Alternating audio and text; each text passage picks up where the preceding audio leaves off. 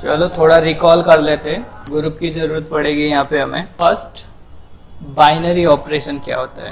Function from A cross A to A. Suppose if we have a set, non empty set A, then if we define function from A cross A to A, like किस तरीके से हो, a comma b belongs to suppose c, this function is called a binary operation। अब ये representation जो है अगर मैं इस तरीके से कर दूं, this is same, a f b is nothing but f of a comma b, just representation है। अब a को मैं f को मैं स्टार एडॉप्ट कर लूं, so it will B a star b is equal to c। So it for all a comma b belongs to a cross a, it means a comma b belongs to a, of course c belongs to a, so for all a comma b belongs to a, it implies a star b belongs to a, then this star is a binary operation। Clear है? यही होता है binary operation. अब देखो, we have suppose a set, suppose we have a non-empty set V, and we have suppose non-empty set F। दो set ले लिया मैंने, V and F। Now a binary operation defined on a V, a binary operation is defined on a V is nothing but a map from V cross V to V। और ये कैसा होगा? F of a, चलो इसको मैं x, y type का element ले रहा हूँ, x, y is equal to suppose z, x y belongs to v and z of course belongs to v, और इस f को मैं डिनोट कर रहा हूँ x प्लस y से। ठीक है, इस f को डिनोट किया मैंने प्लस से। So this is called a binary operation.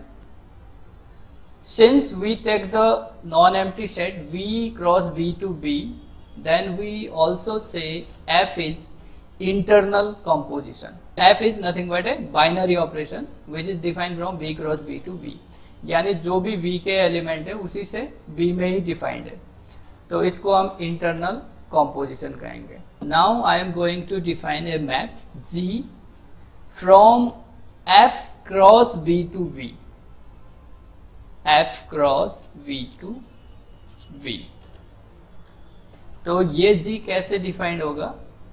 G is suppose A का, F का एलिमेंट और ये V का एलिमेंट, और दोनों का मल्टीप्लाई कर दे तो ये क्या आ रहा होगा? V का element of course. So suppose मैं इस G को रिप्रेजेंट कर रहा हूं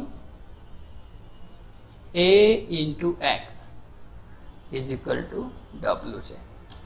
ठीक है, so for all a belongs to f, x belongs to v, then w belongs to v, this type of function is called external composition because we are taking f and b both are different। ठीक है, यहाँ पे मैंने जो f लिया है वो अलग है, v से अलग है, तो एक एक्स्ट्रा, एक f का ले रहा हूँ, एक b का ले रहा हूँ, v में दिखा रहा हूँ।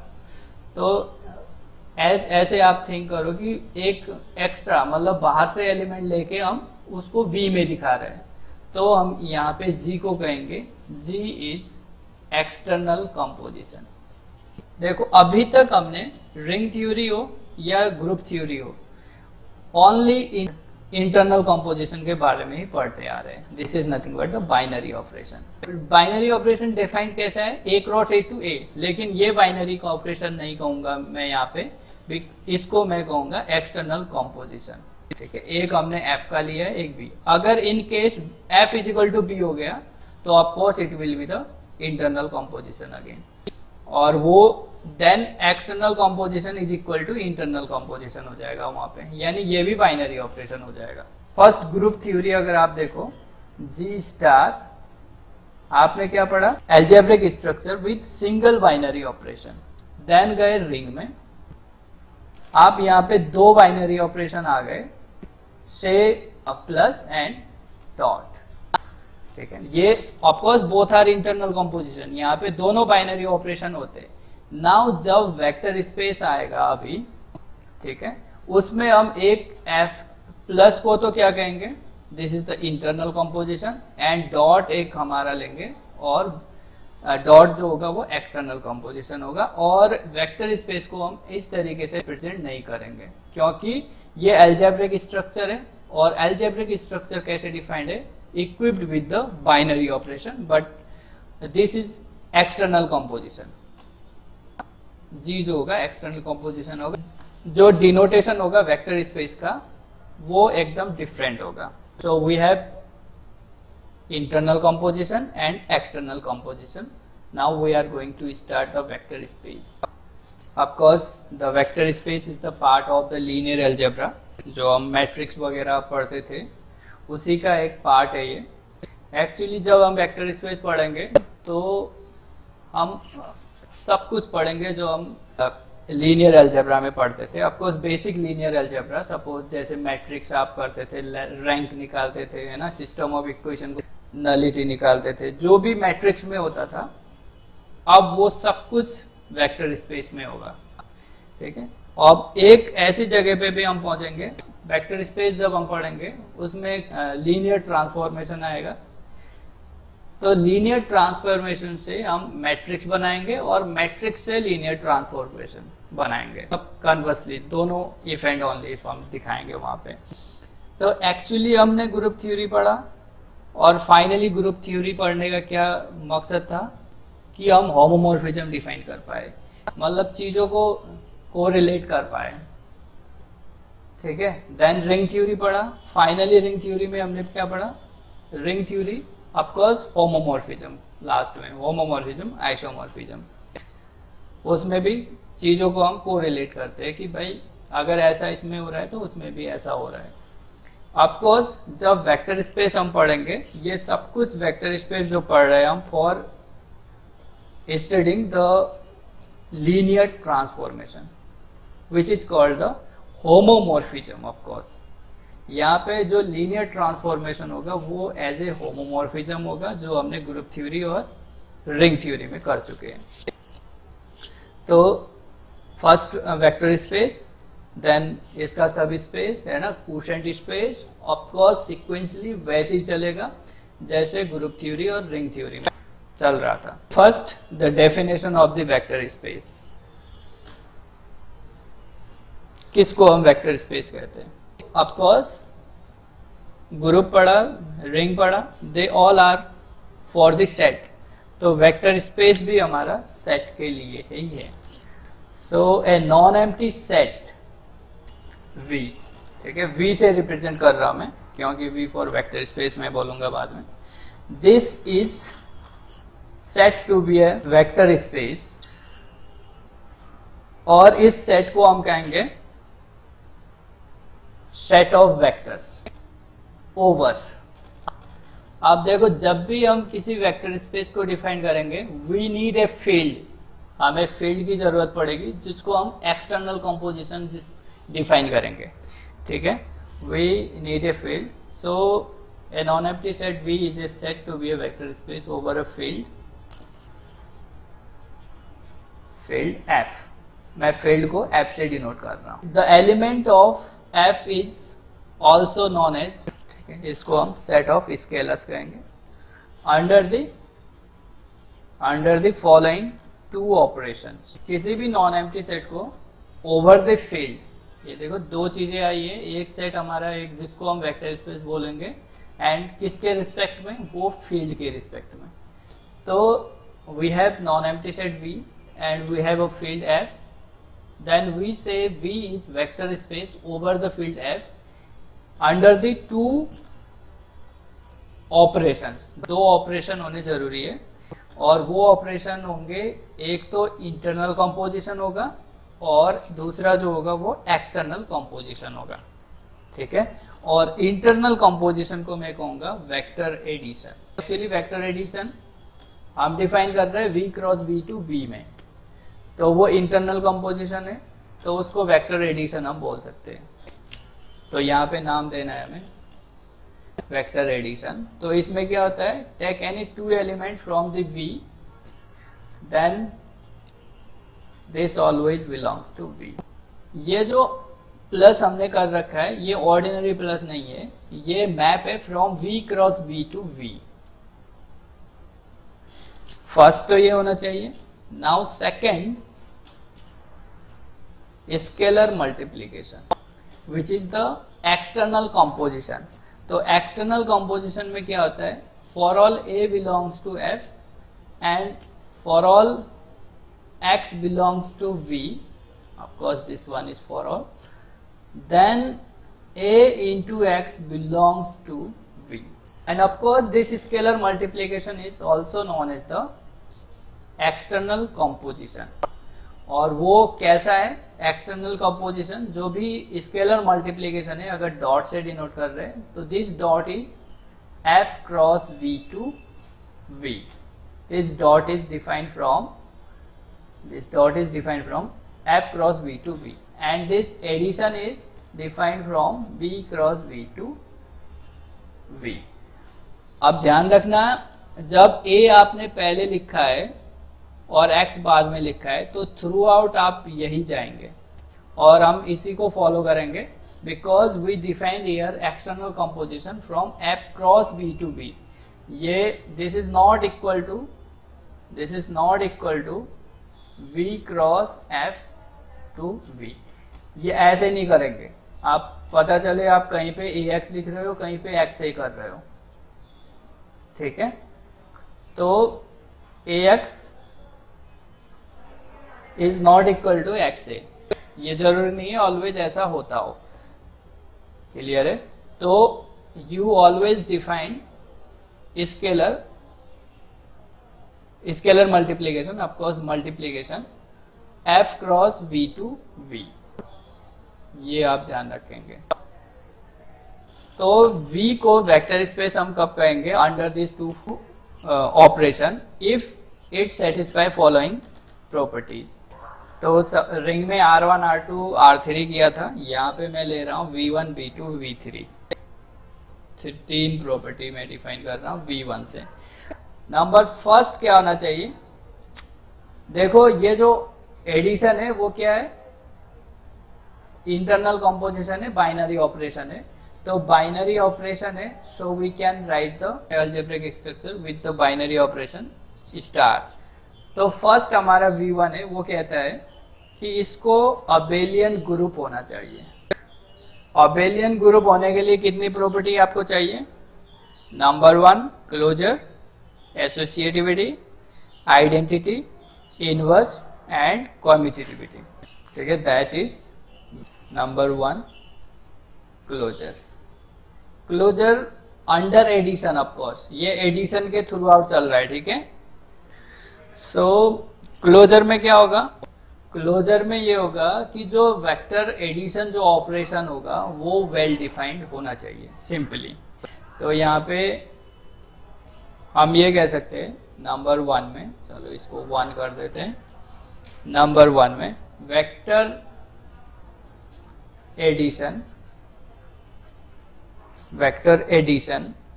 1, ठीक है। इसको 1 नंबर दिया है हमने, ये 1, दिस इज 2। वेक्टर एडिशन 1 शुड बी वेल डिफाइंड, ठीक है। इसको वेल डिफाइंड हमें शो करना होगा क्लोजर के लिए। नाउ नेक्स्ट हमारा है second, associativity. For all x, y, z belongs to v, left associative is equal to right associative. Number 3 identity, additive identity of course यहाँ पे, और इसको हम कहेंगे existence of zero vector. Ring में क्या होता था, ये जीरो ऑफ द रिंग होता था, लेकिन यहाँ पे जीरो वेक्टर, आप वेक्टर प्रोनाउंस करोगे, वेक्टर स्पेस पढ़ेंगे तो एलिमेंट जो होंगे उसको हम वेक्टर बोलेंगे। For all x belongs to v there exist some zero, चलो जीरो से ही डिनोट कर रहा हूं मैं v, such that x plus 0 is equal to x, या 0 प्लस x कर दो। फोर्थ क्या होगा, एग्जिस्टेंस ऑफ नेगेटिव वेक्टर, जो इनवर्स जो हम करेंगे यहाँ पे, इसको आप बोलोगे existence of negative vector. for each x belongs to V, there exists y belongs to V such that x plus y करे तो वो क्या है, 0 आए। तो यहाँ पे देखो, सो y is nothing but minus x, ठीक है। तो ऐसे रिप्रेजेंट करेंगे हम नेगेटिव वेक्टर को। This y is the negative vector of x। चीजें वही है जो ग्रुप थ्योरी में हम पढ़ रहे थे, सब वही है। एंड फिफ्थ हमारा होता है commutativity, x plus y is equal to y plus x. तो ये हमारा जो V1 प्रॉपर्टी होगा वो under addition it will form a abelian group. Now second हमारा है V2।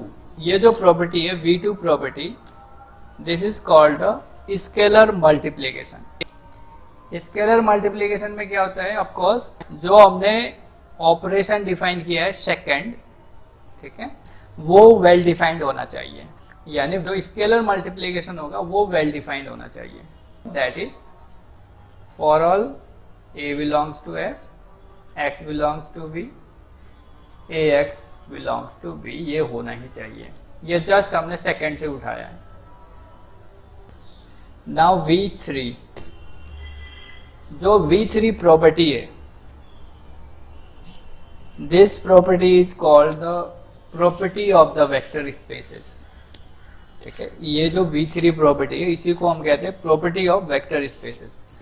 देख लो ये क्या होता है, for all x, y belongs to V and for all a, b belongs to field F, then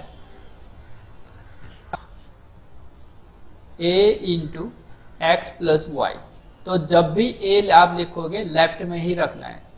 so this property से scalar multiplication is distributive over vector addition. तो just distributive ax plus ay। Number second property,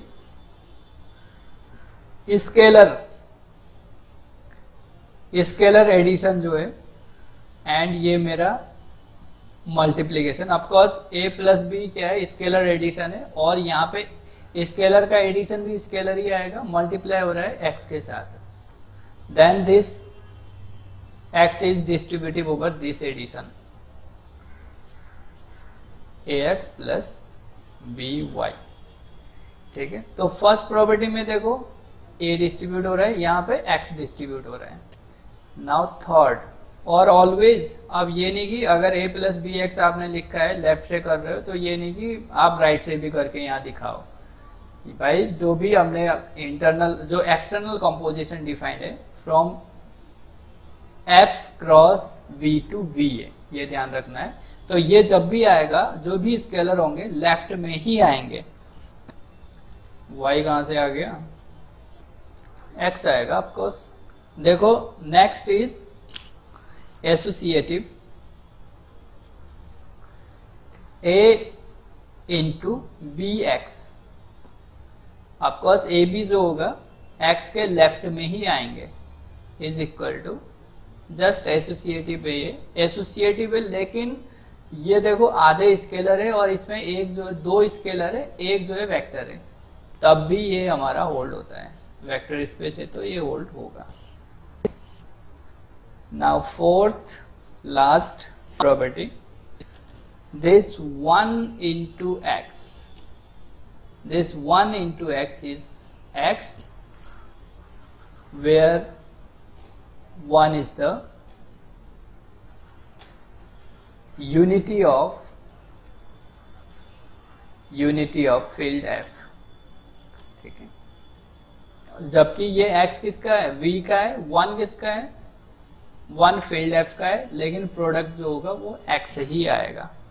so first denotation, इसको हम denote कैसे करेंगे, if v is vector space over field f, then it is denoted by v over f, ठीक है। ये चलो f में ऐसे लिख रहा हूं, ठीक है। ये जो f है, f is a field, v over f, and इसको हम क्या पढ़ेंगे, vector space V over F, V F, ठीक है। तो अगर ये रिप्रेजेंटेशन कहीं पे आपको गिवन है तो आप समझ जाओ कि this V is A vector space over this field. अगर ऑपरेशन गिवन नहीं है, इट मीन्स जो भी वहां पे ऑर्डिनरी ऑपरेशन जो यूज होते हैं उसके रिस्पेक्ट में। For examples, set of real number we know and set of rational number we know. Suppose V is equal to and Q is the field F,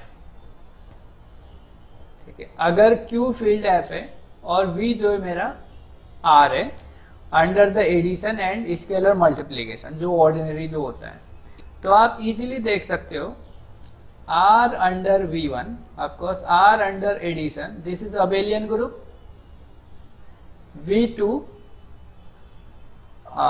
आप कोई भी इसका एलिमेंट ले लो स्केलर का, ठीक है। सपोज मैंने A ले लिया Q से और कोई X ले लो मैंने ले लिया R से, तो A इंटू एक्स जो भी मल्टीप्लीकेशन होगा रियल में ही रहेगा, है ना, रहेगा तो ये रियल ही, rational number into real number, always real number ही होगा, तो इसमें आएगा। सो स्केलर भी हो गया, of course this is for all, सबके लिए ये। नाउ V3 भी इजीली होल्ड हो जाएगा because we know about the ordinary addition and multiplication, वो डिस्ट्रीब्यूटिव होते हैं। एंड ये B1 B2 B3 property hold हो गई, that means this R is vector space over Q। अब इसको आप ऐसे डिनोट कर सकते हो, ठीक है। तो ऑपरेशन वी नो। तो क्वेश्चन ये है, आप जरा आप चेक करो इसमें, set of complex number over R, क्या ये वेक्टर स्पेस होगा? C over Q, C over C, R over R, Q over Q, क्या ये वेक्टर स्पेसेस है सारे?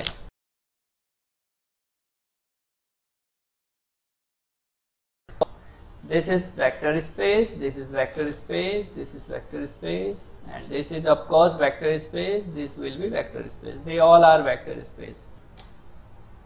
R over Z, is it vector space?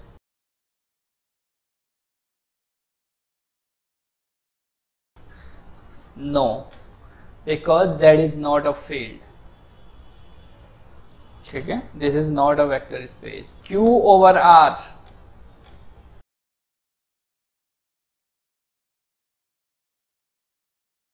it means root 2 belongs to R and 1 belongs to Q, it equal to 2 which is not belongs to Q, right? So Q over R is not a vector space, ठीक है। R over C, what about R over C?